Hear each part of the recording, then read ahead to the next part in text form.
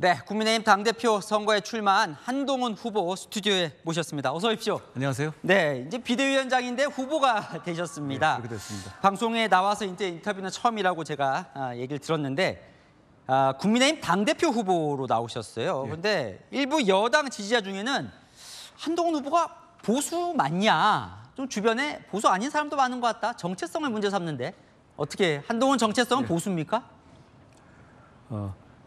경쟁을 장려하고 네.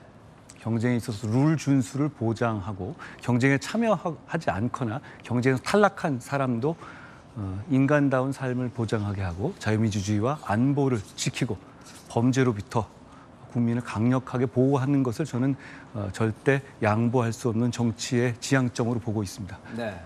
이게 보수 아닌가 싶은데요. 네, 그게 보수다라고 얘기를 하셨어요. 자, 바로 좀 물어보겠습니다. 정치인 한동훈은 사실 윤석열 석자를 떼고는 설명하기는 좀 어려울 것 같습니다. 사실 개인 인연으로만 따지면 가장 가깝다 이렇게 볼 수 있을 것 같은데 윤석열 대통령 하면 어떤 생각이 좀 드십니까? 제가 오랫동안 봐왔던 분이고요. 네. 대단히 박력 있는 리더십니다. 그때도 그랬고 지금도 그러시고요.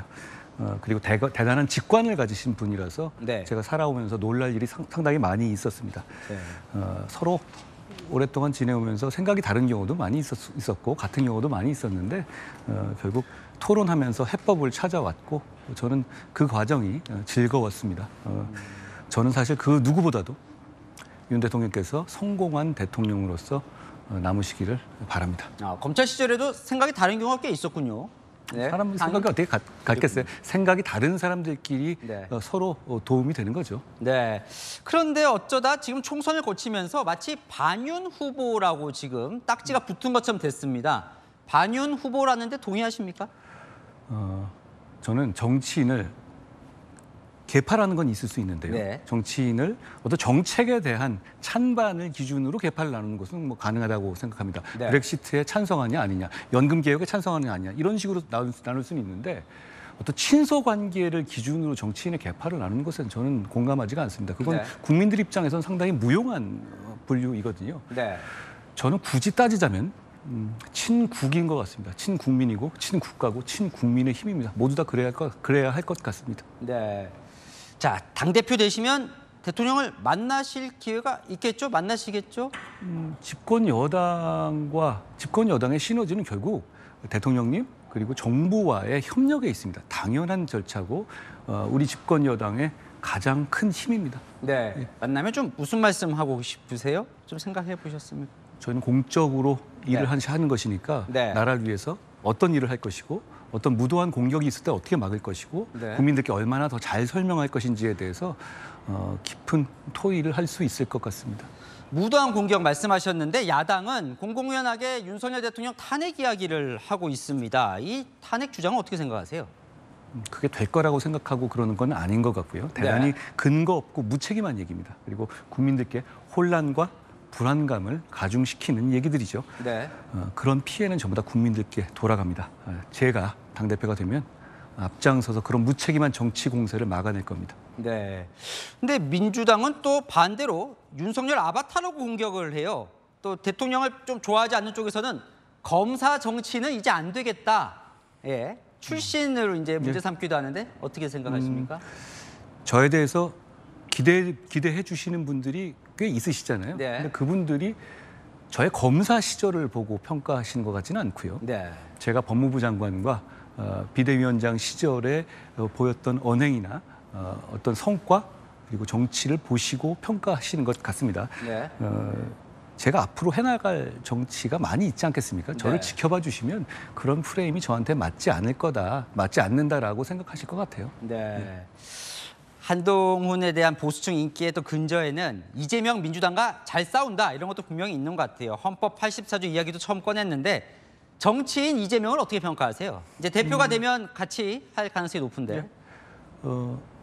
일단 이 말씀은 드립니다. 저희 네. 전쟁 같은 총선을 치렀고 지금은 정치를 해야 할 때입니다. 전 당대표가 되면 정치를 할 겁니다. 네. 정치의 상대방이고 설득하고 대화할 것입니다. 그런데 이재명 대표는 민주당 내에서 민주당의 아버지다라고 공공연히 불릴 정도로 거의 완전한 일극 체제를 완성하신 것 같아요. 네. 그러면 어떻게 보면 수완 좋다 이렇게 말할 수도 있을 것 같은데요. 네. 제가 정치를 하면서 그런 수완은 정말 배우고 싶지 않습니다.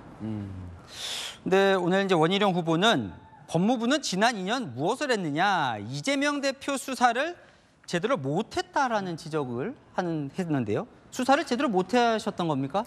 후보들 사이에 그런 식의 어떤 상대방에 대한 비판 같은 건 얼마든지 있을 수 있는 것이라고 생각하고요. 네.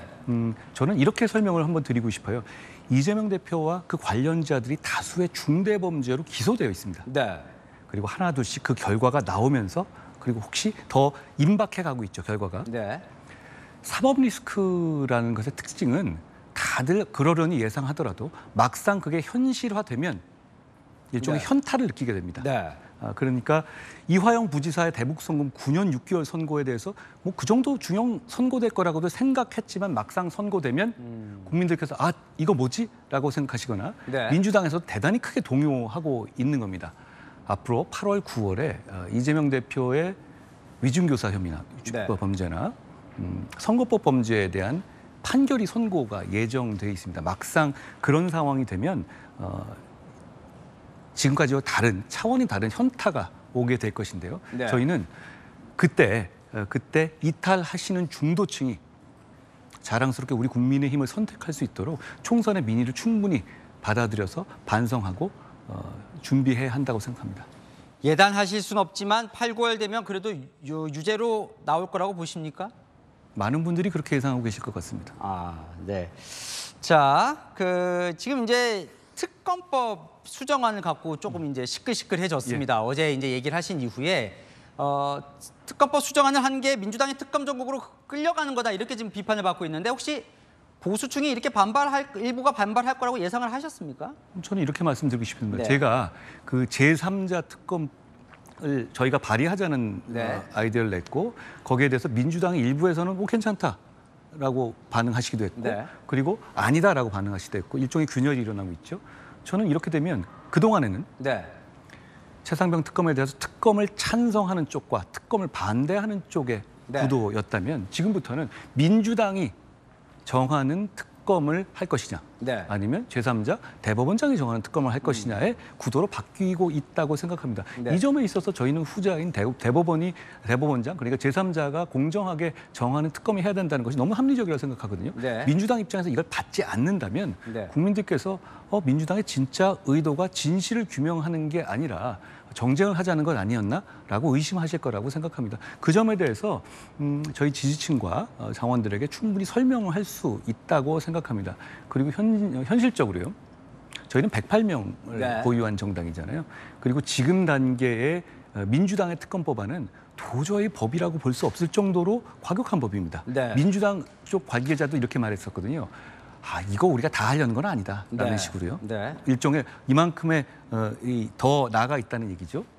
그런데 이것이 지금 본회의를 지금 국회 입법 독주를 통해서 통과되고 네. 그렇게 되면 저는 이런 내용의 법안에 대해서는 저희는 단언코 대통령은 거부권을 행사해야 한다고 생각합니다. 그리고 네. 그게 제2요구가 됐을 때 저희가 지금 제가 제시한 정도의 합리적인 대안을 제시하지 않은 상태라면 이탈자가 생겨서 거부권이 무산될 수가 있습니다. 그랬을 네. 때 정부와 여당이 받는 타격은 정말 심대할 겁니다. 저는 지금 법리적으로는 특검법을 단순하게 반대하는 것이 맞지만 네.